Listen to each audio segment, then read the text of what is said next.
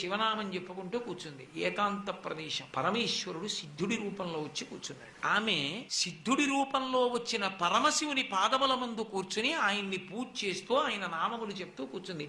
నేను మల్లికార్జునుడను నీ కోసం ఇలా వచ్చానని చెప్పాడు. ఎంత అదృష్టం నిజంగా తల్లిది. ఇంటికి వచ్చి భార్య ఏదని అడిగాడు భర్త.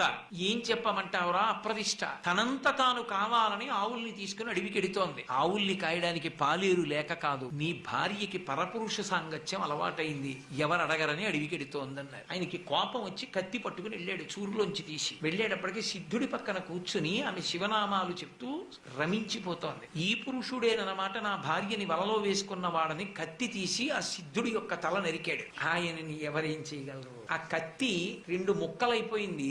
ఆ సిద్ధుడు అంతర్ధానం అయిపోయాడు. వెంటనే ఎంత పని చేశావయ్యా? ఆయన మల్లికార్జునుడు, ఆయన్ని నువ్వు చంపగలవా? ఇప్పటికైనా అపరాధం ఒప్పుకోమంది భార్య. నువ్వు ధూర్తతనంతో ఉన్నదే కాకుండా నాకు